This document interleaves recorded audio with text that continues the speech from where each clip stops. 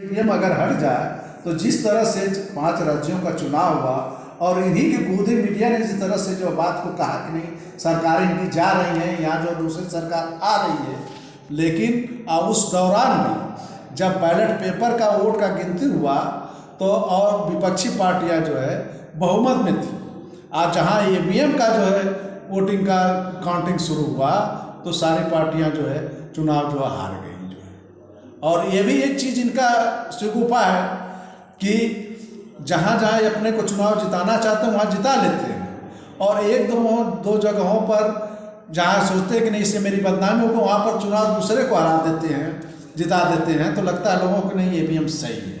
लेकिन ये सॉफ्टवेयर है, इसमें हम किया जा सकता है और लोगों ने दिखाया।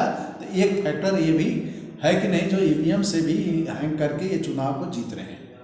तो आप क्या चाहते हैं 2024 का चुनाव ईवीएम से हो या बैलेट पेपर से? नहीं, हम तो पूरी तरह से चाहते हैं कि हमारा जो है एक वोट का अधिकार जो संविधान में मिला हुआ है तो इसका सही उपयोग हो, इसलिए चुनाव जो है बैलेट पेपर से होना चाहिए। क्योंकि आज भी छोटे छोटे चुनाव जो हो रहे हैं, जैसे पंचायत स्तर पर हो रहे हैं और जो है वो महापालिका के चुनाव हो रहे हैं, सारे जो है बैलेट पेपर से चुनाव हो रहे हैं। तो इस चुनाव को क्यों नहीं जो है बैलेट पेपर से कराया जा रहा है? अच्छा, आप अगर मान लीजिए कि बैलेट पेपर से चुनाव हो और भाजपा हार जाए, अगर दूसरी पार्टी सरकार में आती है तो सबसे बड़ी कांग्रेस है, संभावना है वो आ जाए, तो क्या ये देश के अंदर परिस्थितियां बदल जाएगी?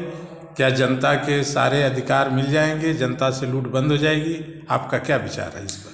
जिसे इस पर मेरा ये विचार है, जो आदमी जिस विचारधारा से होता है, जिस सिद्धांत का पोषक होता है, उसी के तहत वो काम करता है। मैं इस बारे में भी आपको ये बताना चाहूँगा कि कहने के लिए तो देश का प्रधानमंत्री बैकवर्ड है, देश की जो है राष्ट्रपति जो है आदिवासी है, कई प्रांत के मुख्यमंत्री जो है बैकवर्ड हैं, शेड्यूल कास्ट हैं, लेकिन ये अपने समाज के लिए इन्होंने जो है कोई काम किया नहीं। जो आरएसएस की नीति है उसी बात को ये करते हैं। इसको भी देख लिए, वोट लेने के नाम पर तो ये सांप्रदायिकता की बात करते हैं, हिंदू की बात करते हैं, लेकिन क्या जो है हमारे देश में रहने वाले बैकवर्ड शेड्यूल कास्ट के लोग हिंदू नहीं है कि उनको मंदिर में जाने से रोक दिया जाता है। अभी जो है राम मंदिर का 22 तारीख में जो है प्राण प्रतिष्ठा होने जा रही है, जो है अयोध्या में जो है, उसमें जो है आप देख लीजिए कि कितने जो शेड्यूल कास्ट के लोगों को और लोगों को बुलाया, राष्ट्रपति को भी वहाँ नहीं बुलाया, अनइनवाइट किया गया। तो ये साफ बातें हैं कि ये हिंदुत्व के एजेंडे पर जो केवल वोट लेना चाहते हैं और ये संप्रदाय का बात इसीलिए करते हैं। जो तो जनता क्यों इनका साथ देती है फिर सरकार? जनता देखिए यही चीज़ है कि आप विदेशों में देख लीजिए, धर्म के नाम पर, जात के नाम पर इस तरह का वोटिंग नहीं होता है। हमारे देश में जो है ये धर्म जो है इस तरह से किया, जैसे अफीम का नशा एक धर्म है, जो है जिसको माने धर्म की लत लग गई तो वो नशे में धर्म के हो जाता है और अपने ही लोगों को जो मार काट के नहीं हम हिंदू हैं, हिंदू के नाम पर वो दे देता है। इसीलिए जो हिंदू मुस्लिम की डिबेट जो है बराबर चैनल पर इसे गोदी मीडिया करती रहती है। अच्छा, आप लोग एक संघर्ष चलाते हैं, भूमि बचाओ आंदोलन, किसानों को लेकर के, और देश के राजनीति पर अपनी एक विचारधारा रखते हैं कि देश के अंदर हम समाजवादी शासन की स्थापना करेंगे। क्या यह संभव है?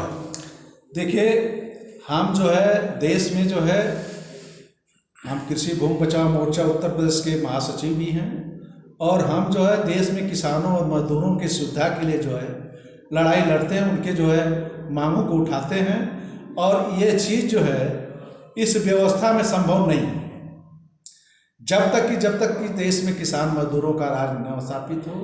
और किसान मजदूरों का राज स्थापित होने का मतलब है कि वैज्ञानिक समाजवाद, जिसका सिद्धांत जो है मार्क्सवाद और लेनिन ने दिया था, अगर वो व्यवस्था जब तक नहीं लागू होगी तब तक इस देश में जो है किसानों, मजदूरों, गरीबों, आदिवासियों, वंचितों को कोई सुविधा मिलने नहीं जा रही है, केवल लॉलीपॉप दिया जाएगा।